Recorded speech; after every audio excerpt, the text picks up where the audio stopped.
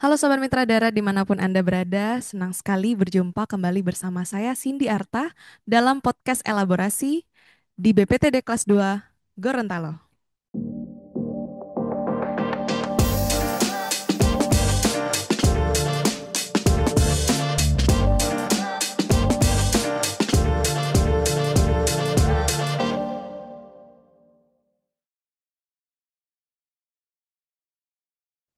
Nah Sobat Mitra Darat semua, hari ini kita masuk pada segmen kelima dan tentunya pembahasan kita yang berkaitan dengan isu-isu krusial saat ini yaitu tentang overdimensi dan overloading. Berikut juga kita sudah menghadirkan narasumber yang sangat kita tunggu-tunggu kehadirannya. Yang pertama kita sapa dulu jauh di kantor pusat Kementerian Perhubungan Direktorat Lalu Lintas Jalan, Bapak Dr. Ilham.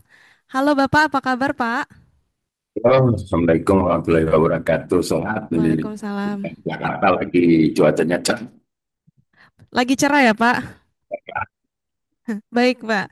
Selanjutnya, sahabat Mitra Darat, kita juga di sini live. Ada yang pertama dari penguji kendaraan bermotor BPTD kelas 2 Gorontalo, yaitu Bapak Opian. Halo Bapak, apa kabarnya Pak? Baik, ah, apa kabar Bapak Ilham? Mohon izin Pak. Wah, ini diskusinya nanti. Iya. Selanjutnya juga dari Karoseri PT Nengga Pratama Haino Gorontalo, ada Bapak Hendra. Halo Pak, apa kabarnya Pak? Ya, kabar baik Bu Cindy, Pak Ilham.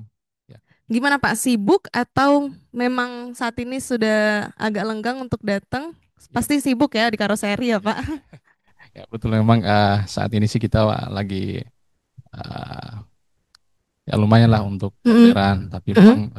karena sudah ada diatur waktu sebelumnya, jadi Ya, saya tetap harus menyempatkannya untuk hadir di acara ini. setuju sekali Pak. Terima kasih ya Pak. Baik, Sobat Mitra Darat, kita mulai hari ini dengan pertanyaan pertama kita kepada mohon izin Bapak Dr. Ilham. Kita mau tanya-tanya nih Pak, sebenarnya itu sekarang kan isu krusial kita adalah overdimensi overloading. Di berbagai daerah di Indonesia, apalagi sudah sekarang banyak demo Pak. Kebetulan nih Pak, baru kemarin itu ada demo kebetulan di Kota Gorontalo dan ini topik yang sangat hangat kita bahas dan menurut Bapak sendiri sebenarnya apa sih Pak odol itu? Kenapa odol itu menjadi isu krusial dan mengakibat bisa menyentuh ke berbagai aspek gitu Pak? Demikian Pak. Oke, ini suara saya jelas nggak nih? Nah, Jelas Pak, jelas sekali. jadi gini, jadi overload sama overdimension itu dua hal perspektif yang berbeda ya. Jadi kalau overload berarti beratnya, kalau dimension itu berarti kendaraannya. Nah, sehingga overload ini supaya masyarakat ketahui itu di pasal 307 ya, Undang-Undang Lalu Lintas, dan kalau over dimension itu adanya di pasal 277. Nah, nanti mungkin akan lebih panjang itu akan menyasar kemana nih pertanyaannya kan ya pasalnya Iya, nih kemana betul. arahnya gitu. Betul Nah, Pak. mungkin kalau eh, odol ini kan sebenarnya banyak kerugiannya sih. Pertama itu antara lain cepat, rusak jalan. Umur layanan jalan itu cepat, habis gitu. Belum Mm-mm. lagi menyangkut nyawa orang lain, bahkan pengemudinya sendiri gitu. Nah, banyak yang kita temui di lapangan itu eh, pengemudi yang overdimensi menyebabkan kecelakaan. Terakhir kejadian kemarin di Purworejo, 11 Iya, orang, 10 orang meninggal. iya Ya Pak. itu, nah, aja kan bukan bukan hanya bukan hanya penumpang dari kendaraan yang lain, tapi pengemudinya juga ikut meninggal. Gitu. Iya Nah, betul Pak. sehingga jadi overload sama overdimension itu sebenarnya sesuatu yang bukan hanya merugikan orang lain, tapi diri si pengemudinya pun ada kerugiannya. Mungkin itu dari saya dulu, terus stabilitas kendaraan. Stabilitas Iya. kendaraan itu kalau overload, ya tahulah saya juga kebetulan orang Sulawesi, daerah Oh daerah iya Pak. tanjakan, itu Mm-mm. pasti akan susah ngeremnya. Terus juga Mm-mm. pada saat turunan yang susah ngerem, pada saat pendakian juga susah dia ngover personeling. Nah Jadi iya betul. banyak. Nah, jadi yang terakhir itu menurunkan daya saing sih sebenarnya. Mm-mm. Daya saing angkutan kita itu akhirnya dari sisi taat aturan itu sangat jauh. seperti Mm-mm. yang di negara-negara tetangga. Mungkin itu yang kaitannya dulu mengapa sebenarnya overdimensi, overload sama overdimensi itu eh, kurang, bukan kurang ya, tapi nggak enak gitu. Nah, Iya. saya juga kebetulan juga memang menangani itu saat ini. Baik, mungkin itu dulu ya, Pak, dari saya. Iya, Gitu. Pak. Setuju, Pak. Nah, selanjutnya ini menarik nih ke Pak Ovian. Bapak, kalau sebenarnya kenapa sih dia dikatakan overdimensi overload? Emang spesifikasi dimensi dan muatannya itu bagaimana, Pak? Mohon izin Bapak, Pak Ilham. Eh, untuk eh, spesifikasi kendaraan itu, khususnya untuk odol, kita dapat melakukan dengan teknik mengukur dulu. Eh, eh, apabila kendaraan itu dia baru, Ya. wajib kita memeriksa administrasinya, kemudian kita masuk ke eh, pemeriksaan dimensinya. Iya. Kalau memang dia udah memenuhi standar, kalau dia memang udah memenuhi standar Mm-mm. dan tidak dikategorikan odol, ya tentunya kita sebagai penguji kita lanjut terus sampai dengan ke tahapan penerbitan e-Blue. Untuk overloading sendiri itu Mm-mm. mungkin pengawasannya Ibu Cindy tahu kan, Mm-mm. di jembatan timbang kita selalu apa namanya memberikan sosialisasi juga kepada para pengusaha, kemudian kepada pemilik, Mm-mm. apalagi rata-rata untuk Provinsi Gorontalo, mohon izin Bapak, di Provinsi Gorontalo itu yang punya kendaraan itu rata-rata milik pribadi, Pak. Iya. Nah, jadi mereka ini hidup dari mobil ini. Nah, ketika terjaring pada kegiatan di Jembatan Timbang, tentunya di sisi lain kita juga harus memperhatikan sisi kemanusiaannya juga, Pak. Nah, mau nggak mau kalau dia memang overloading, ya harus ditransfer dulu. Kalau dia memang punya niat, Mm-mm. kemudian kalau dia memang ada kelebihan dimensinya, Pak, kita biasanya akan mengacu ke penindakan. Oh, langsung ditindak gitu ya, Ya, Pak? tapi tentunya kalau dia belum memiliki e-Blue, kita langsung menindak. Mm-mm. Tapi kalau misalnya dia sudah memiliki e-Blue dan apa namanya terbukti udah over dimensi, udah dirubah, ya tentunya kita harus memanggil pengujinya juga. Nah, dari situ kita akan klarifikasi, kita Mm-mm. cari titik ketemunya, Mm-mm. akan jadi seperti apa kendaraan ini, apakah akan dinormalisasi atau seperti apa. Oh, begitu, Pak. Ya, Kalau muatannya gimana, Pak? Kalau muatan? ya kalau muatan tentunya sudah sesuai dengan yang sudah diizinkan Mm-mm. melalui e-Blue, Bu. Jadi ketika kendaraan masuk di jembatan timbang itu udah kita berdasarkan surut apa Mm-mm. namanya e-Blue-nya. Jadi kita patokannya aja di situ. Kalau memang ada kelebihan, ya mau nggak mau, Iya, benar. Dan mereka juga sudah tahu sebenarnya ya, Pak, kalau ini berlebih tapi tetap sudah, ditindak. sudah. Mm-mm. Bahkan ada beberapa contoh itu kendaraan yang dari arah Sulawesi Selatan itu dia masuk ke Gorontalo, Mm-mm. belum juga sampai ke jembatan timbang udah mengalami kecelakaan. Mm-mm. Nah, dari hal-hal seperti itu kita selalu memberikan motivasi, memberikan penjelasan kepada pemilik, terutama nih yang punya supirnya sudah supirnya sudah juga dia yang pemilik. Mm-mm. Kita selalu memberikan edukasi. Dari hal-hal seperti itu ya tentunya akan menjadi pembelajaran juga buat teman-teman supir yang lain. Iya, betul, Pak. Benar sih, sebenarnya benar juga ya Pak. Kadang kita sudah memberikan edukasi, tapi ternyata pemilik kendaraan pun masih ya Pak kita Masih temui. Tapi memang mereka posisinya memang siap menerima dan tahu, tapi selanjutnya lagi pasti Pak Ovian bakal bertemu lagi, truknya juga tetap dengan dimensi yang sama dan muatan yang berlebih sama ya Pak. alhamdulillah ini untuk Provinsi Gorontalo Mm-mm. itu masyarakatnya Pak masih bisa diberikan edukasi dan mau berbenah diri. Mm-mm. Ini enaknya. Jadi kita sama-sama barengan sama pemilik kendaraannya maupun eh, karoserinya. Mm-mm. Nanti di situ kita arahkan. Ini kendaraan kalau untuk dinormalisasi akan seperti ini. Bapak siap nggak dengan jumlah muatan sekian? Ya mau nggak mau ya harus siap. Responnya siap ya Pak? Iya, Atau mau harus nggak siap. mau harus siap jadinya? Memang kalau kalau kalau di dilihat dari segi ekonomi, Pak, mereka selalu curhat loh, Pak. Kelebihan 2 ton aja, Pak, itu ada istilah kata untuk ngepul di dapur. Iya benar. Kelebihan 2 ton. Apalagi kalau dia muatannya udah 3 ton lah, mereka merasa bersyukur sekali. Hmm. Dengan adanya odol ini, over dimensi maupun overload, ya mau nggak mau kan harus sesuai dengan aturan yang ada. Iya betul. Mereka harus muat sesuai dengan ada yang tertera di Eblu, Mm-mm. baik JBB-nya, kemudian kita berdasarkan dari hasil penimbangannya, memang ada pengaruhnya. Baik Pak, terus kita lanjut ke Pak Hendra dulu ya Pak. Kalau dari karoseri ini penasaran Pak, sebenarnya standarisasi dan dari konstruksi terus juga pengubahan seperti itu, apakah memang sudah ikut standarisasinya Pak kalau dari PT Nangga Pratama sendiri?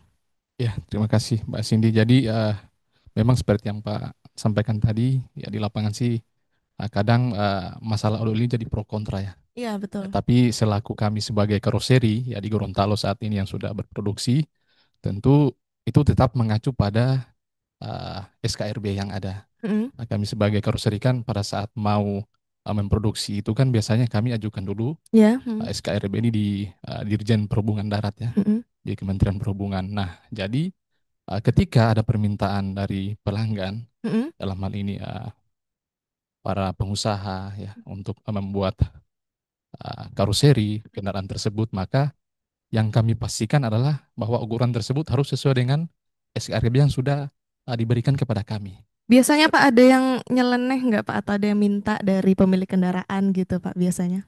Ya, ya memang ya dalam kesehariannya saat ini, apalagi jasa angkutan ekspedisi seperti ini, seperti Pak tadi sampaikan, memang di lapangan itu ya ya rata-rata lah di Indonesia ini Mbak. Kalau Mm-mm. namanya untuk angkutan seperti ini kan ya tahulah kita itu biasanya seberapa banyak mereka mau coba angkut. Mm-mm. Jadi seperti itu kondisi di lapangan seperti itu saat ini. Tapi bagaimana kita sebagai yang membuat karoseri ini untuk kendaraan ini ya kita harus tetap arahkan ya Mm-mm.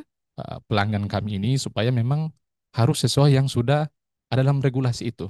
Iya betul Pak. Dalam hal ini regulasi mengenai odol yang tadi sudah Pak sampaikan tadi dalam undang-undang atau dalam peraturan yang sudah ada tersebut. Jadi seperti itu. Kalau yang Pak Hendra lihat nih, kalau misalnya ada permintaan yang agak dalam tanda kutip seperti itu Pak, apa upaya yang biasanya dilakukan dari karoseri sendiri Pak terhadap permintaan itu?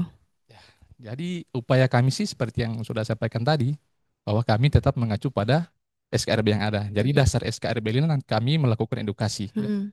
Nah kebetulan ya di Gorontalo ini, kami karoseri Nengga ini Mm-mm. merupakan juga salah satu ATPM ya. Mm-mm. Bisa sebut merek kan Bu? Boleh, boleh Pak. Jadi kami saat ini juga sebagai ATPM salah satu kendaraan komersil di Gorontalo, Mm-mm. yaitu Hinotruk ya. Mm. Nah, jadi dalam hal ini, penyampaian ini kami tadi Pak sampaikan tadi bahwa memang dalam hal odol ini kan dua hal yang perspektif ya Pak ya, dua hal yang berbeda, bahwa satu mengacu pada overdimensi, Mm. satu mengacu pada overloading. Iya Nah, betul. jadi karena kami sudah satu paket, maka edukasi kami ini kami lakukan juga dalam satu paket. Jadi ketika tim kami, marketing kami melakukan penawaran ke customer, itu kami sudah uh, siapkan ya bahwa edukasi mengenai usahakan sampaikan kepada pelanggan bahwa saat ini sudah ada regulasi odol. Iya. Jadi tolong untuk uh, masalah overloadingnya itu harus sesuaikan dengan sesuai dengan yang tertera ya pada brosur kami, bahwa Mm-mm. biasanya kan satu kendaraan tertentu dibatasi Mm-mm. overloadingnya itu, atau sorry dibatasi muatannya, dalam hal Mm-mm. ini GPW-nya. Ya, contoh mungkin di siaran tertera bahwa GPW-nya di 8.600 ton. Nah, Mm. ya itu kami sampaikan bahwa memang GPW-nya seperti ini Pak, Bu. Untuk GPW ini kan sudah berat total semua, Iya. ya sudah berat total semua termasuk berat total kendaraan, berat berat muatan, berat apa si sopir itu sendiri, dan Mm. juga termasuk karoseri itu sendiri. Oh iya Nah, Pak. jadi sana kami sudah jelaskan dari awal. Nah, demikian juga terkait overdimensi. Nah, kami juga sana jelaskan bahwa saat ini sudah ada aturan odol ini. Mm. Jadi usahakan untuk meminta ke kami untuk memproduksi yang mungkin ya nilainya Iya, yang dalam saya tanda kutip Pak. ya, itu biasanya kami tetap arahkan bahwa saat ini kami sudah tidak bisa lagi Oh ya iya. untuk memproduksi yang sudah overdimensi seperti itu. Mm. Nah, karena tidak main-main loh. Iya Sehingga betul, saya betul itu ingat Pak. saya kemarin waktu sosialisasi di tempat kami kan dapat brosur. Mm. Tidak mau di situ, menakutkan juga ini sanksi. Jadi itu kan sampai pidana ya kalau tidak Iya salah. betul Ya, Pak. Baik Pak, terima kasih Pak Hendra. Kita kembali ke Pak Dr. Ilham. Bapak Ilham, ini menarik Pak. Kan di Ya, pasal 277 UU nomor 22 tahun 2009 tentang lalu lintas angkutan jalan, di situ ada Pak menyatakan bahwa siapapun yang membuat, merakit atau memodifikasi kendaraan bermotor yang menyebabkan perubahan tipe tanpa uji tipe resmi dapat dipidana maksimal 1 tahun atau denda 24 juta. Seperti yang tadi sudah dibilang Pak Hendra, itu memang benar ada sanksi pidananya. Nah, betul. apa sih Pak sebenarnya inti dari pasal 277 tersebut dan siapa sih subjek hukum di dalamnya, Pak?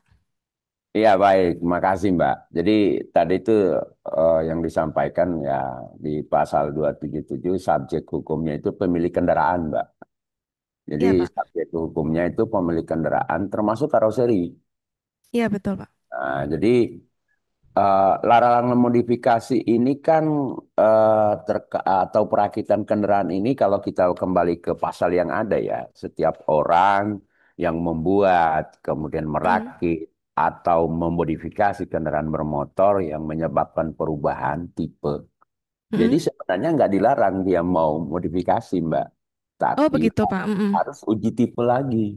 Mm-mm. Jadi kalimat ini jangan sampai masyarakat oh nggak bisa modifikasi bisa, hanya Mm-mm. saja harus dia uji tipe lagi. Nah kalau dia modifikasi terus nggak diuji tipe lagi ya pelanggaran tadi pasal 277. Nah Iya, makanya betul. apa yang disampaikan Bapak dari karoseri itu nggak keliru Pak. Jadi kalau dia misalnya udah ngelewatin nih gitu, terus Mm-mm. posisinya iya Pak, saya mau modifikasi nih, pinginnya stainlessnya kayak gitu kan rata-rata lah, apalagi di daerah Bapak itu ya intinya banyak kendaraan yang kelihatan kinclong lah gitu. Nah itu nggak masalah Mbak, asal diuji tipe lagi. Nah uji Iya. tipenya atau surutnya itu kan harus ukur kembali nih. Ya Iya, mau Pak. nggak mau Mm-mm. kembali lagi ke laptop gitu. Intinya seperti itu. Nah kemudian, kalau kita terkait dengan pasal 277 ini sebenarnya siapa semua yang disasar? Tadi sudah saya sampaikan, pemilik kendaraan dan pemilik bengkel. Jadi Iya. ingat, karoseri itu kan posisinya dia memiliki SKRB ya. Nah, yang jadi masalah ini terkadang adalah saudara-saudara kita, bengkel-bengkel kita yang tidak memiliki izin. Iya. Nah, ini mohon maaf ya, saya sampaikan kepada saudara-saudara saya yang ada di Sulawesi sana atau pendengar atau penonton bahwa Mm-mm. kita itu hanya berpikirnya terkait dengan saya yang penting untung, tapi nggak pikirnya buntungnya gitu. Nah, bagaimana Iya, Pak. rasanya eh, kalau dimensi itu sangat berbeda. Nah, ini saya jelaskan lagi. Apakah overdimensi itu bisa overload? Belum tentu. Nah, tapi apakah overload itu sudah juga overdimensi? Ya, belum tentu juga. Belum tentu juga, betul, Nah, Pak. kan gitu. Nah, jadi ini sesuatu yang memang harus dipahami. Ya saya contoh nih, contoh kasarnya nih, kendaraannya udah JBI-nya sesuai Mm-mm. misalnya 8 ton lah gitu totalnya gitu tadi. Mm-mm. Terus ukurannya sama, sesuai ketentuan, tapi kendaraannya itu ditinggiin muatannya, kemudian Mm. juga dilebihin pas di teman-teman di UPPKB di Jembatan Timbang dapat, dimensinya nggak masalah, tapi Mm-mm. muatannya yang lebih gitu. Nah, terus ada juga cash yang didapatkan teman-teman di Jembatan Timbang pasti ada lah. Muatannya nggak lebih, tapi dimensinya yang lebih. Nah Iya, itu sering. sering. Nah ya kalau sering ya berarti kemudian subjek utamanya itu saya ulang kembali adalah pembuat atau perakit. Kemudian pemilik kendaraan itu sendiri plus yang terakhir atau badan hukum yang menyuruh. Mohon maaf. Saya katakan Mm, badan hukum banyak. mm, Contoh misalnya kendaraan di proyek. Ingat kendaraan di proyek ya, Mbak. Jadi saya bukan hanya mm. bicara terkait dengan kendaraan yang di badan usaha milik swasta. Badan usaha milik negara pun demikian. Nggak boleh gitu. Iya, Pak. Nah, terutama pekerjaan-pekerjaan yang di proyek nih. Mohon maaf gitu. Jadi kalau kita lebih mendalami pasal 27 itu akan larinya ke KUHP juga, Mbak.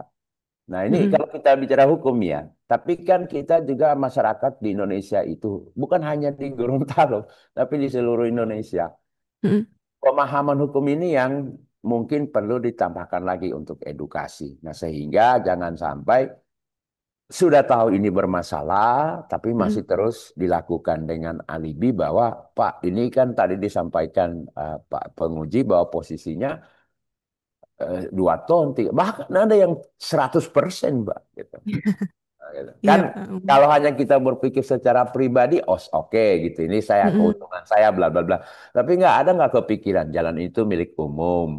iya, betul, Pak. Kemudian fasilitas publik gitu. Terus Mm, jalan umum itu bukan hanya saya yang jalan, tapi mm, orang lain juga gitu.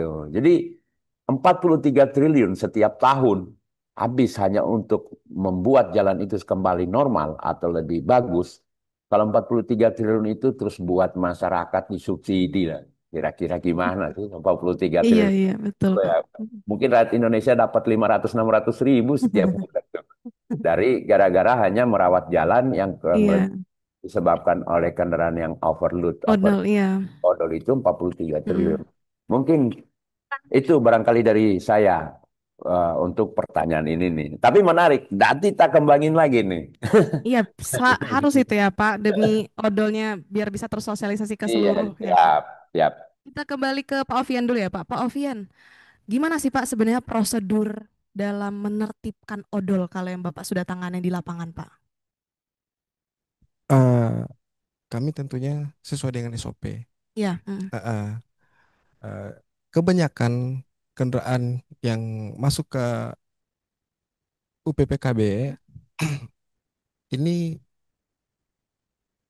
banyak yang belum memiliki e-Blue. Nah, ini yang masuk ini mm. dari arah selatan biasanya itu. Alasannya Ya, tuh apa Pak kalau mereka sampai sekarang belum memiliki e-Blue tuh biasanya apa Pak? Alasannya yang paling umum? ya simpel aja sebenarnya, Bu. Ya, mereka takut pengujinya nih, Oh, terutama penguji nih dalam mm, menentukan pengesahan kelayakan mereka takut mm, karena pasti akan dijerat juga. Iya Pak. Kita kasih contoh memang kemarin udah beberapa teman-teman kita, teman-teman saya juga Pak, mohon izin itu udah kena kode etik juga. Saya, Akibat itu ya Pak ya, ya. Mm, saya pun begitu mikir juga, aduh, ini nggak bisa main-main ini. mm, Kita memang harus tetap fokus eh, apa namanya pada odol, kemudian untuk kendaraan yang lintas untuk di Sulawesi ini memang banyak Bu. mm, Dari Kalimantan masuk itu, kemudian dari Sulawesi Selatan dia melintas itu rata-rata itu mm. luar biasa. Mungkin itu aja. Oh ya baik Pak. Sebelum ke Pak Hendra, sebentar ya Pak. Tadi masih menarik nih ke Pak Dokter Ilham. Bapak, kalau misalnya pertanyaannya adalah apakah pengemudi angkutan juga bisa kena pidana Pak? Kalau berdasarkan pasal 277 tadi menurut Bapak gimana Pak? Kalau saya bisa. Alasannya menarik nih Al- Pak. Kenapa Pak? Alasannya menarik memang. Mm-mm. Pertama, ini ini bagi pengemudi yang paham ya. Mohon Iya Pak. maaf, bagi pengemudi yang kurang memahami mungkin agak berbeda. Contoh, anggaplah Mm. saya nih, udah tahu kendaraan itu over dimension, sudah saya tahu kendaraan itu overload, Iya dan Pak. saya tidak ada dipaksa oleh pihak pemilik barang, pemilik kendaraan, tapi ayo saya bawa aja, nggak apa-apa, aman aja. Itu dia masuk, Mm. Mbak.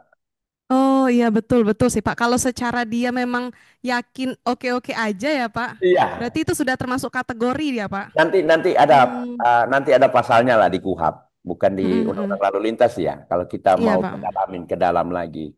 Nah, Mm-mm, cuma memang saya berharap memang satu sisi pengemudi ini kan yang paling riskan. Mohon maaf ya. Ini Mm-mm. kalau ada pengemudi yang nonton ya, saya berikan sedikit pemahaman kepada rekan-rekan pengemudi.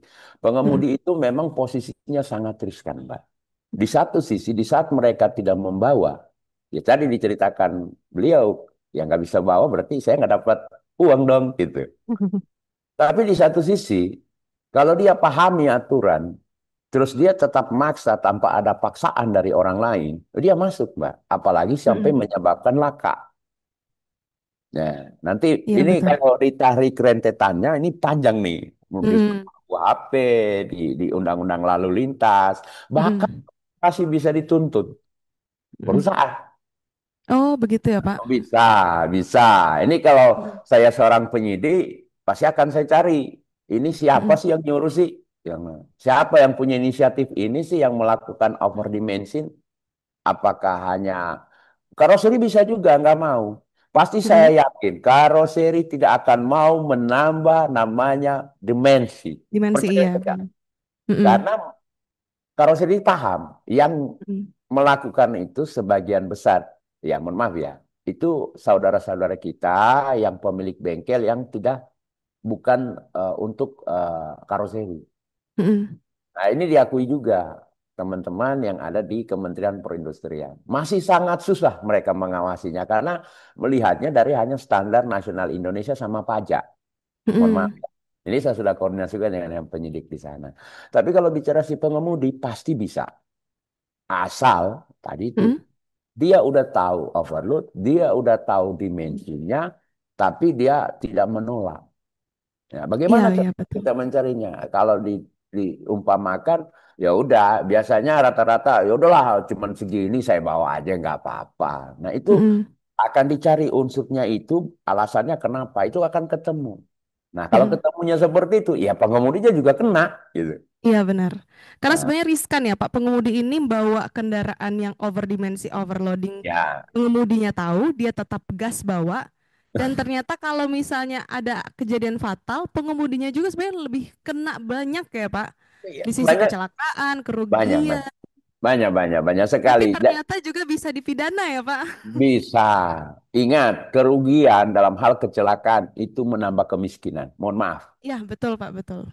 Ini kalau kita bicara menambah kemiskinan, ya mohon maaf, bagi pengemudi yang sudah berkeluarga, anak tiga, istri satu, Mm-mm. dia cuma pencari nafkah, tiba-tiba dia, entah dia harus masuk di penjara, atau dia Mm-mm. meninggal dunia, terus Iya, yang tiga orang ini, empat orang ini siapa yang nanggung di kehidupan mm-mm. sehari-harinya gitu.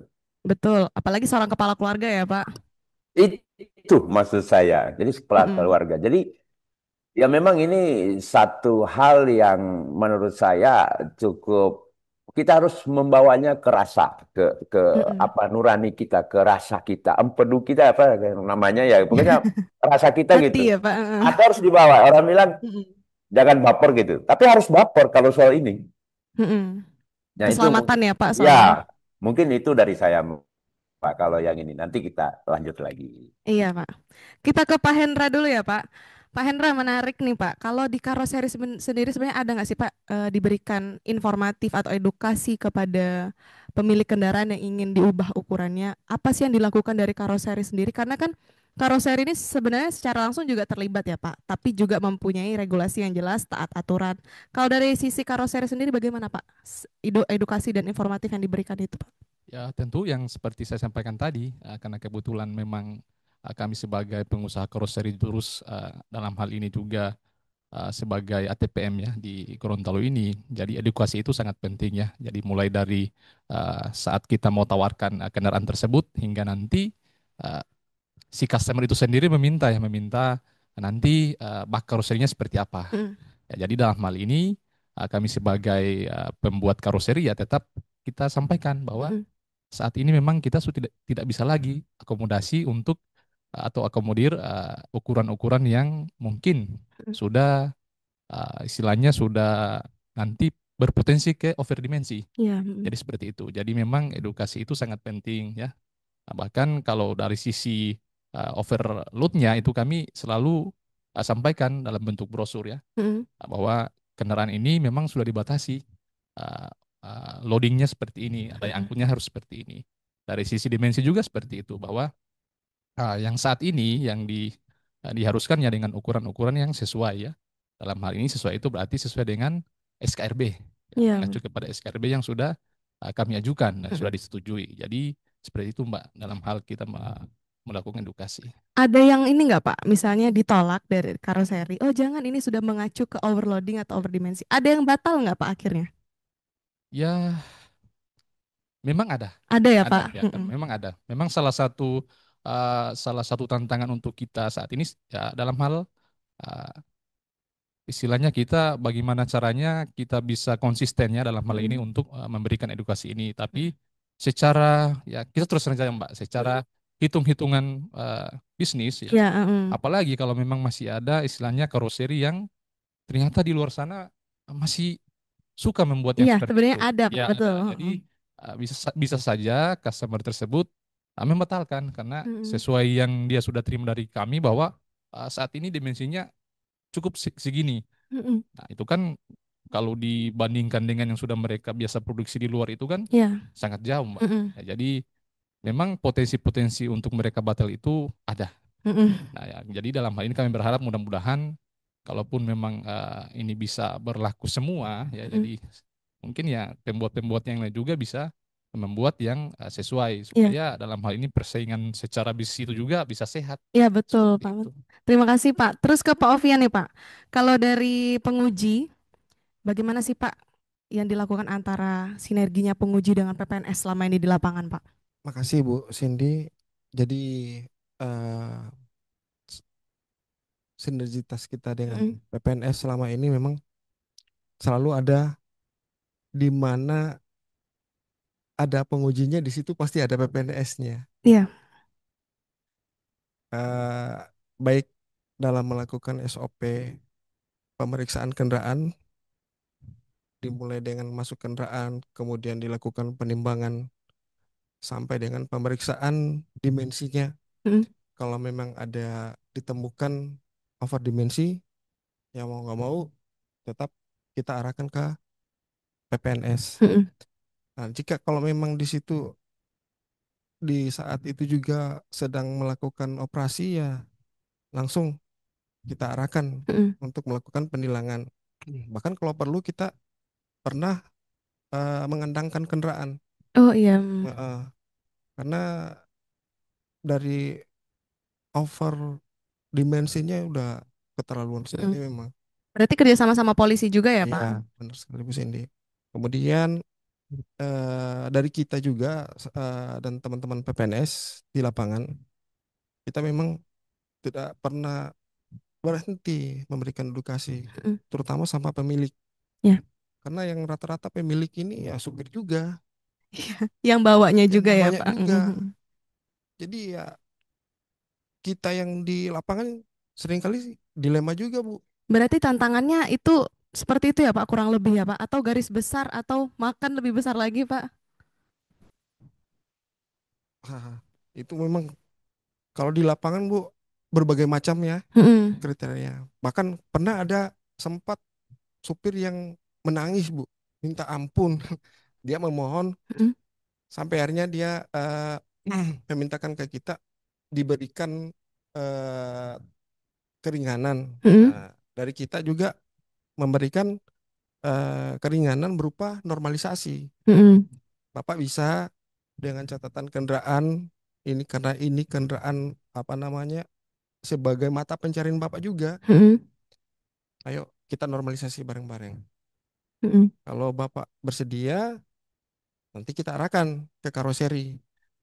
Nah, silakan Bapak berhubungan langsung dengan karoseri, karena dari pihak karoseri juga udah tahu persis ukuran-ukuran. Mm-mm. Iya Pak. Jadi disesuaikan, setelah itu dari kita juga, dari tim kita juga, dari BPTD juga akan menilai, akan memeriksa hasilnya. Nah, setelah itu mungkin baru bisa dilakukan eh, uji kir Mm-mm. atau EBLU. Memang untuk mendapatkan EBLU saat ini Bu, apa namanya, sangat susah. Kebanyakan itu yang di mobil-mobil, untuk mobil barang itu Sekarang ini ya rata-rata pegang tilang, kita juga bingung loh. Kalau udah Mm-mm. pegang tilang begini apa yang kita mau buat? Iya betul Pak. Ya. Ya kan di sisi lain kita mau kandang kan dia udah pegang tilang. Iya. Kemudian kita mau melakukan pemeriksaan fisik ya kecuali cuman itu aja Mm-mm. pemeriksaannya. Mungkin seperti itu, Bu. Terima kasih ya Pak. Ke Bapak Dokter Ilham lagi nih. Ya. Pak, ini menarik juga ya Pak. Antara kemanusiaan, sisi kemanusiaan dan penegakan hukum. Ini sebenarnya mau ditegakkan hukum, cuman ada hati nurani, kasihan ya Pak. Tapi apa sih Pak sebenarnya tanggung jawab pemilik kendaraan sendiri yang dia itu tahu bahwa kendaraan yang dibawa atau kendaraan yang akan dioperasikan ini sudah masuk kategori odol gitu Pak. Jadi jadi para penguji di lapangan itu antara sisi kemanusiaannya muncul, dikasih toleransi, tapi penegakan hukum harus tetap dilaksanakan. Nah ini Pak, dua hal yang sebenarnya nggak imbang, tapi kita dilema gitu Pak ya. Ya, betul, Mbak. Ya, saya sih prinsipnya gini, Mbak. Kalau kasih yang itu untuk kebaikan, Mm-mm, saya no problem.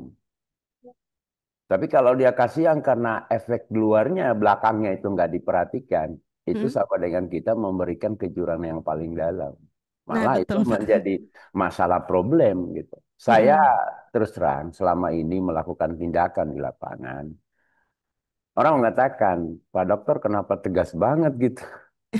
Ya saya kan bukan hanya melihat dari sisi dia, ya karena saya sayang dia gitu. iya. Jadi sisi kemanusiaan itu penting. Mm-mm, Tapi jika sisi kemanusiaan kita itu dijadikan orang sebagai tameng untuk melakukan kesalahan, ya mm-mm. terus kita siapa sebenarnya? Kan mudah tuh. Iya betul Artinya Pak. saya ikut di dalam juga sebagai orang yang mensupporting. Nah ini Mm-mm, yang sesuatu yang menurut saya dua hal yang juga harus kita bedakan gitu. Sehingga mm-mm, saya bilang, saya selalu mengatakan di lapangan, saya 20 tahun Mbak di lapangan. mm-mm, Sudah berbagai macam problematika mulai dari pemilik kendaraan, pemilik barang, pengemudi, itu betul-betul saya hadapi. Saya mm-mm, sampaikan juga, perlu diketahui di sini bahwa pemilik barang itu punya potensi juga, Mbak. mm-mm. Betul Pak. Nah iya, bagaimana dengan pemilik kendaraan? Itu dua-duanya bisa dijerat. Kalau kita bicara hukum ya, tapi kan ada Mm-mm, yang tadi dikatakan, bagaimana dengan sisi humanisnya? mm-mm. Kita sebagai penegak hukum, jelas pasti ada. Hanya saja kita lihat kadarnya. Kan ya di luar sana banyak yang mengatakan, kalau kita bina, ya kita bina mau ngikutin, alhamdulillah. Bagaimana kalau Mm-mm, nggak mau dibina? Berarti dibinasakan. mm-mm. Tapi apa iya harus begitu terus? Tentu enggak. Hanya Iya betul saja Pak. perlu diketahui, ini saya lagi pertegaskan lagi kepada penonton, Mm-mm. darat dan rekan-rekan di sini. Pemilik barang dan pemilik kendaraan itu bisa kena di KUHP Iya. pasal 50. Mm-mm. Guru memerintahkan itu sesuai dengan ketentuan. Bahkan, nah ini bahkan nih, ini dia masuk di persaingan usaha yang tidak sehat. Nah, Iya bagaimana betul Pak. kalau itu pribadi? Kendaraan itu pribadi ini dari awal tadi bilang, oh kendaraan itu kan hanya satu, Pak. Gini-gini. Mm-mm. Ada treatment yang kita lakukan. Tadi disampaikan oleh beliau dari penguji bahwa Bapak kita ajak Bapak untuk normalisasi, bla bla bla bla. Setuju. Mm-mm. Orangnya juga harus mau melakukan itu. Apakah hanya satu dua orang? Nggak mungkin. Tadi Iya disampaikan dari betul. karoseri harus menyeluruh dan tidak Mm-mm. hanya satu dua orang. Betul. Mm-mm. Nah, kalau kita berkaca kepada aturan main yang sebenarnya ini perlu diketahui oleh semua rekan-rekan, termasuk pengusaha ya. Saya tekankan Mm-mm. ke pengusaha. Coba buka Undang-Undang Nomor 40 tahun 2007. Mm-mm. Nah, itu kaitannya kalau pemilik barang itu masuk juga di situ. Apa itu? Persaingan tidak sehat.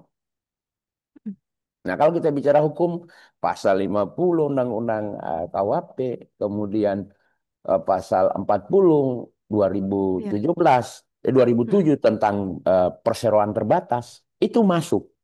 Nah, makanya Mm-mm. kalau kita bicara dilarikan semua ke hukum, semua sudah ada aturan mainnya. Yang jadi persoalan ini, bagaimana kita memberikan edukasi kepada masyarakat. Nah, ini mohon Iya. maaf. Jadi kita bukan hanya menghukumnya. tapi memberikan juga edukasi. Saya senang dengan sosialisasi overload, overdimensi, Mm-mm. itu masyarakat akan secara teredukasi. Dan ingat, program pemerintah itu untuk kepentingan semua masyarakat, khususnya, mohon maaf, pengemudi. Nah, Iya. pengemudi itu sangat yang saya cerita tadi sangat riskan. Mm-mm. Makanya saat ini juga kalau kita bicara program ke depan, pemerintah saat ini lagi mengkaji terkait dengan aturan main terkait dengan logistik. Mm-mm. Nah, Betul, ini Pak. lagi proses, kemudian nanti akan kelihatan. Kalau kita bicara terkait dengan aturan, ini masyarakat kalau dikasih aturan udah mumet ya, Mbak. Pertama Iya, kurang betul. paham, Betul, Pak. Betul. yang kedua ya mohon maaf juga jarang kita berikan edukasi. Tapi saya pikir kalau di UPPKB pasti ngasih edukasi. Saya percaya Mm-mm. itu. Dan di pengujian pasti saya ngasih edukasi. Kenapa? Hal itu wajib dilakukan supaya mereka teredukasi. Kalau kita sudah berikan edukasi dengan sendirinya memang sehari, 2 hari, 3 hari, setahun, 2 tahun, mungkin belum efek. Tapi Mm-mm. ingat, anak cucu kita di belakang hari itu. Kalau kita bicara aturan tadi itu juga jelas ya. Undang-undang lalu Iya. lintas, undang-undang Iya. di KUHP, kemudian juga di apa perseroan terbatas, itu bisa ditarik semua. Nah, ingat bahwa kalau kita melakukan pelanggaran sekali, 2 kali, 3 kali, sebenarnya juga memberikan siapa sih saya sebenarnya Iya, betul, Pak. akan menilai kepribadinya gitu. Wah, ini Mm-mm. ini ya. Jadi tapi kan kita harus memberikan yang lebih soft kepada teman-teman, saudara saya, pengemudi maupun pemilik barang dan pemilik kendaraan. Ayo gitu. Wah, kenapa nggak bisa gitu? Dulu kita bisa kok, kenapa sekarang nggak bisa? Hanya kenapa sampai itu terjadi? Karena persaingan usaha yang nggak sehat, Mbak. Iya. Percaya saya. Mm-mm. Percaya saya. Mungkin itu kalau yang untuk terkait dengan apa yang disampaikan tadi itu banyak sih. Kalau hukuman nggak usah ditanya. Ada denda, ada sanksi administratif, ada denda, bla bla bla banyak Pak. Mm-mm. Tapi yang pasti masyarakat itu harus terus diberikan edukasi. Ya, saya Mm-mm. kembali lagi ke kasus yang ada di Purworejo. Itu pemilik kendaraan sekaligus dengan pengemudinya sekaligus pemilik kendaraan. Beli kendaraan. Ya, jadi kepala rumah tangga tidak ada lagi. Ditambah lagi 9 apa 10 korban yang dari guru semua. Mm-mm. Sangat prihatin saya, Mbak. Tapi itu faktanya. Iya. Mungkin itu dari saya, Mbak. Terima kasih ya, Pak. Kita ke Pak Hendra dulu. Pak, kalau di karoseri misal, tapi semoga tidak terjadi ya, Pak. Apabila kedapatan nih, Pak, eh, ditemukan pelanggaran dari karyawan sendiri untuk melakukan itu, apa Pak sanksi yang diberikan sebenarnya? Ya, tentu kalau secara internal kami kan ada aturan perusahaan. Iya. Jadi memang kami di sana sudah sampaikan. Mm-mm. Nah, ini kan sudah masuk ke ranah pidana. Mm-mm. Maksudnya kalau kita memproduksi yang tidak sesuai itu kan sanksinya cukup berat. Mm-mm. Nah, jadi dalam hal ini kami tekankan kepada karyawan kita ya jika uh, ya jadi kami sampaikan saja bahwa siapa saja yang nantinya mencoba untuk membuat yang tidak sesuai ya Mm-mm. pasti akan kena sanksi itu. Iya. Selain kami secara internal perusahaan juga kami memiliki sanksi administratif ya, sesuai ketentuan peraturan perusahaan Iya. seperti itu. Baik, Bapak Dr. Ilham, izin Pak. Selanjutnya, Ya. Pak, apakah korporasi atau badan hukum juga bisa dikenakan pidana jika terbukti melakukan pembiaran sistem terhadap pengoperasian kendaraan odol? Nah, ini menarik, Pak. Gimana itu, Pak? Ya kenal lah. Mm. Ya kalau korporasi tetap kena. Makanya saya sampaikan tadi, korporasi itu pasti kena, Mbak. Mm-mm. Pasal 55 KUHP. Kalau korporasi itu. Belum lagi tadi, kaitannya dengan undang persaingan usaha kalau barang ya. Mm-mm. Belum lagi kalau kita berkaca ke undang-undang yang baru nanti yang diterapkan di tahun 2026, Undang-Undang Nomor 1 tahun 2023, Iya. tanggung jawab korporasi itu ada 4.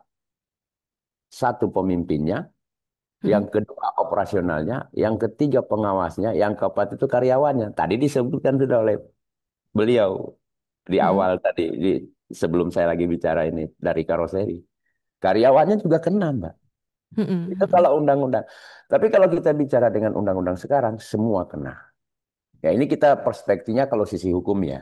Nah oleh karena itu saya katakan, pemilik barang, pemilik kendaraan, itu pasti kena. Percayalah, Mm-mm. kalau penyidiknya akan mencari sampai ke dalam-dalamnya, pasti kena. Dia berdasarkan di kuota di pasal 50, kemudian sama yang korporasi itu di pasal 40, 2007 itu terkait perseroan terbatas. Nah, ini Mm-mm. mungkin supaya teman-teman mitra darat pahami bahwa kaitannya dengan odol ini jangan hanya melihat sisi dari undang-undang lalu lintas. Iya. Mohon maaf. Tapi kalau kita tarik ke undang-undang lainnya itu banyak sekali yang berkaitan ini. Nah, Mm-mm. sehingga saya bukan menakuti, tapi saya memberikan pencerahan. Mm-mm. Memang kita perlu lebih dalam. Nah, sekarang peran masyarakatnya apa? Nah, kan itu penting nih. Iya, betul, Selain Pak. pengusahanya, peran masyarakatnya apa yang harus dilakukan masyarakat? Pertama, jangan gunakan kendaraan yang memang, jangan memaksakan pemilik Mm-mm. kendaraan, karena ini masih pribadi-pribadi yang paling banyak, jangan Mm-mm. memaksakan kepada pemilik kendaraan itu untuk memuat lebih. Secara pribadi dia akan kena juga di pasal 40 itu. Iya. Kemudian yang kedua, yang perlu dilakukan masyarakat, laporkan jika terjadi yang namanya overload. Ini saya nggak ngancam, bukan bukan panasin masyarakat ya, Iya, iya, Pak, betul. bukan panasin masyarakat. Tapi kalau saya sebagai warga negara dan saya masyarakat, di suatu Mm-mm. kampung saya lewat terus kendaraan yang overload, jalan saya rusak, saya tahan semua untuk kendaraan, kau jangan lewat sini lah. Ini Mm-mm. jalanku rusak semua nih, gara-gara. Mm-mm. Tapi memang agak susah sih. Di satu sisi masyarakat juga yang bagaimana sih odol itu. Mm-mm. Gitu. Memang peran kita sangat penting untuk mengedukasi tersebut supaya kita betul-betul, dan yang terpenting juga kita harus ada advokasi publik ya. Advokasi Mm-mm. publik itu bagaimana mendorong transparansi dalam penegakan hukum. Nah, transparansi itu bagi kami sebagai penegak hukum, ingat, salah satu bagian dari etik, dari kode etik daripada seorang penegak hukum adalah transparansi. Iya. Nah, itu yang perlu saya lebih tekankan. Tadi sudah korporasi sudah di pasal Mm-mm. 40 2017, 2007 Iya. terkait undang-undang apa namanya perseroan terbatas. Mm-mm. Kemudian juga dengan undang-undang di KUHP itu pasal 50 55 KUHP, bukan 50 ya, saya koreksi, Mm-mm. 55 KUHP itu bagaimana tanggung jawab jika terbukti. Nah, tadi juga saya bilang sopir juga bisa ikut dibawa ke ranah itu Iya, karena betul. sudah mengetahui tapi tidak mau melakukan tindakan antisipasi. Mm-mm. Termasuk petugas, Mbak. Termasuk kami. Iya, Lewat betul, Pak. ini mohon maaf nih ke UPPKB ini biar paham nih. Jadi bukan hanya pengguna jalannya atau pemilik barangnya Mm-mm. atau pemilik kendaraannya, pengemudinya yang kena hukum, kami juga kena. Mohon maaf. Mm-mm. Ini saya beritahu nih supaya paham. Mm-mm. Bapak-bapak penegak hukum yang ada bertugas pada saat dia mengetahui bahwa di situ ada pelanggaran, tapi Mm-mm. tidak melakukan tindakan, ingat Pembiaran ya, Pak, namanya ya, Pak. ya namanya kealpaan, Mbak. Jadi Mm-mm. pasal 306 Iya. UHAP itu, saya petugas nih, tahu nih, tapi saya nggak ada tindakan. Nanti Mm-mm. kalau terjadi sesuatu pada saat keluar dari kita di jarak 10 meter, tapi ada tiba-tiba jadi seorang meninggal dunia gara-gara penyebabnya overload overdimensi, ya Mm-mm. mohon maaf.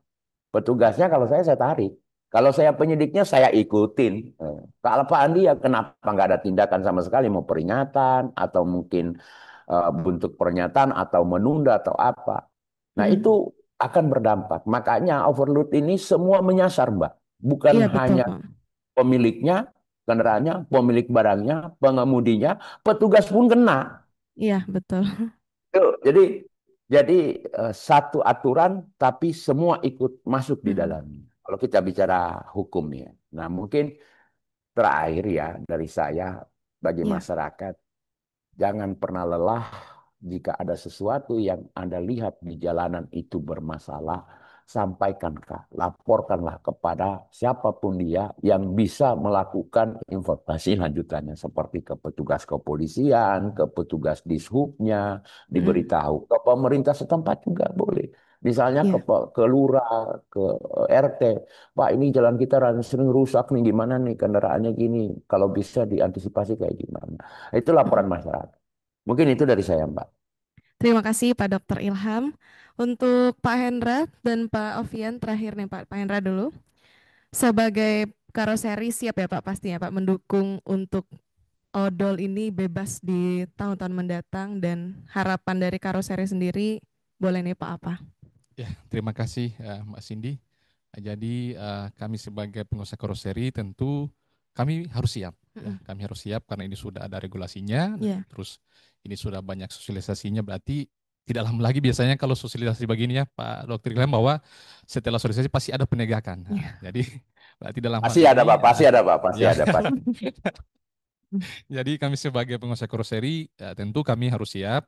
Tentu di sini kami juga meminta ya mudah-mudahan sebagai pemerintah ya sebagai Mm-mm. regulator dalam hal ini mudah-mudahan uh, sebagai aturan yang ada ini bisa berlaku merata. Iya, Jadi ke semua. Ya, tadi saya sempat singgung bahwa ini kan kalau kami dari pembuat kan berarti sisi bisnis. iya. Mbak juga tadi sudah singgung Mm-mm. bahwa apakah ada kemungkinan membatalkan? Yang pasti ada Mm-mm. selama atau sejauh mungkin uh, pelanggan ini masih ada pilihan yang mengarah ke odol itu sendiri. Mm-mm.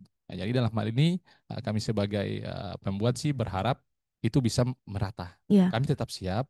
Mungkin yang bisa kami sampaikan juga di sini sering ya kami komunikasi dengan pelanggan kami Mm-mm. bahwa memang seperti yang Bapak tadi sampaikan penegakan itu harus Mm-mm. ya harus tapi sisi bagaimana itu bisa terjadi sesuatu pelanggan itu terjadi kan harus dicari juga Mm-mm. akarnya masalahnya di mana. Mm-mm.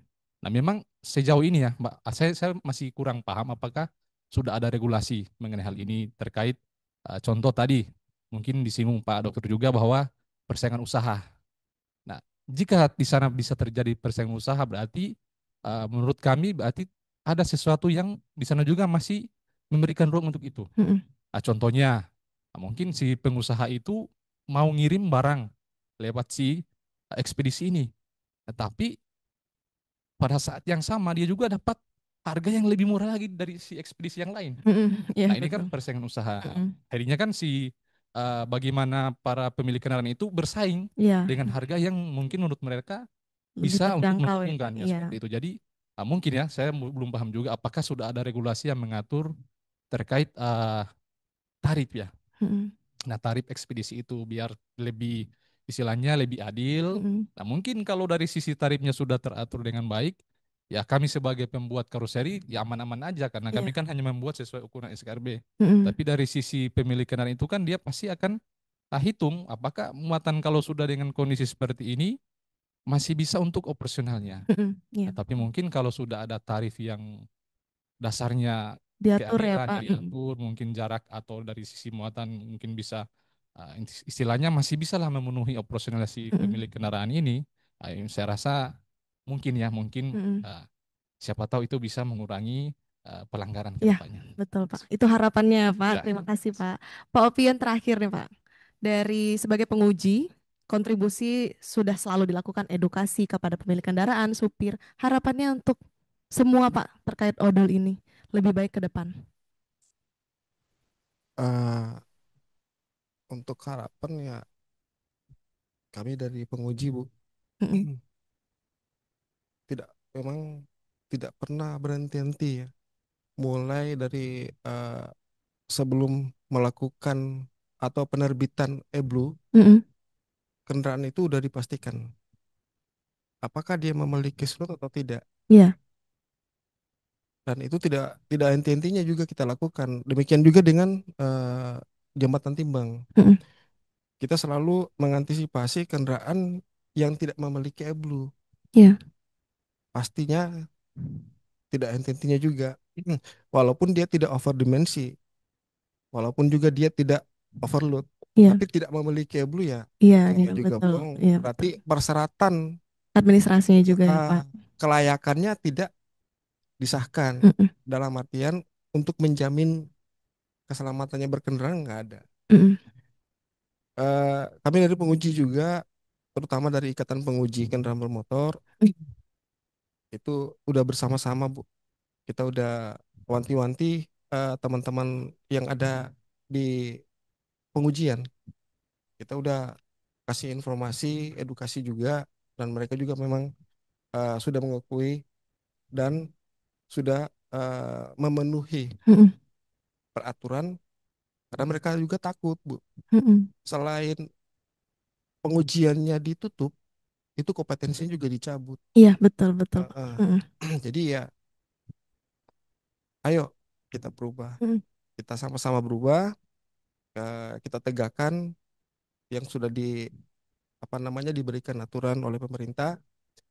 Kemudian kita memberikan rasa atau jaminan kepada masyarakat yang pengguna kendaraan ini, Mm-mm. terutama yang eh, kendaraan angkutan barang.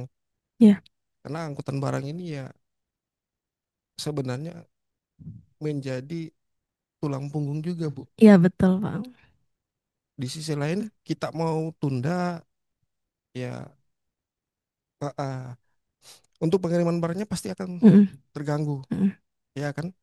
Kemudian di sisi lain kita akan melakukan penindakan, ya pastinya mulai dari operasionalnya juga pasti akan terganggu. Iya, betul.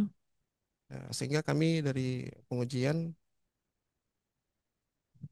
mulai dari kendaraan yang memang sudah diberikan kelayakan untuk bisa beroperasi, Mm. tetap kami pun berikan edukasi. Iya. Saya rasa itu aja.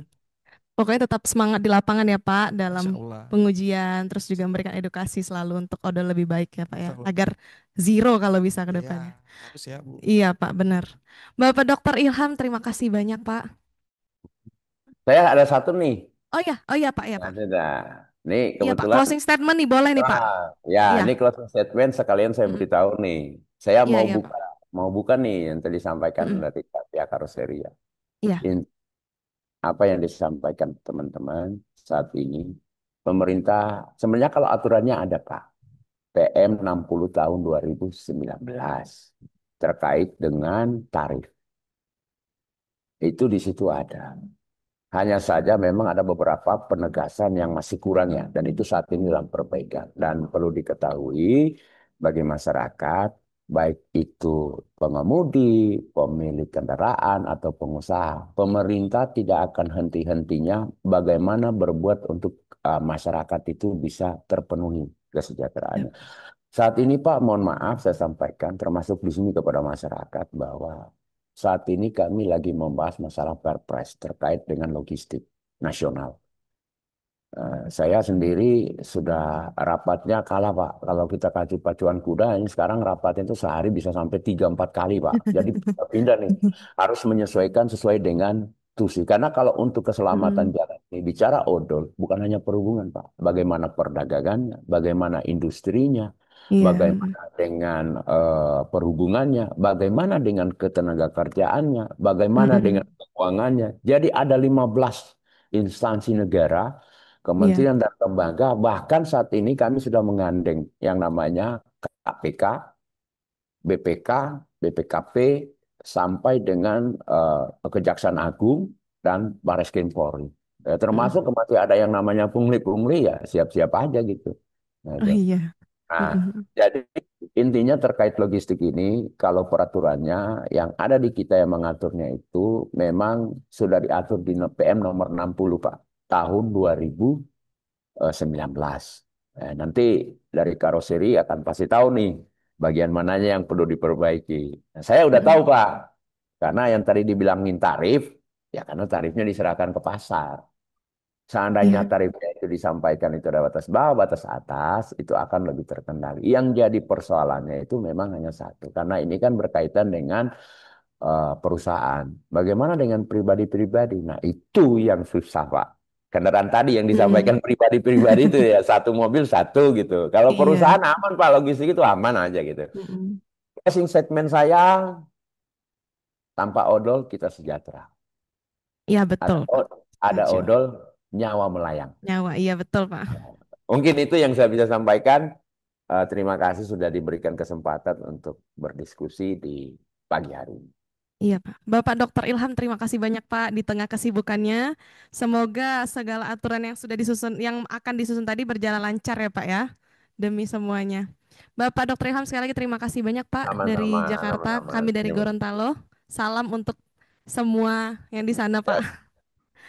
Ya Pak, tunggu ya Pak, tutup dulu. Bapak Opian juga dari pengujian, terima kasih banyak Pak. Bapak Hendra, terima kasih sudah meluangkan waktunya ya Pak.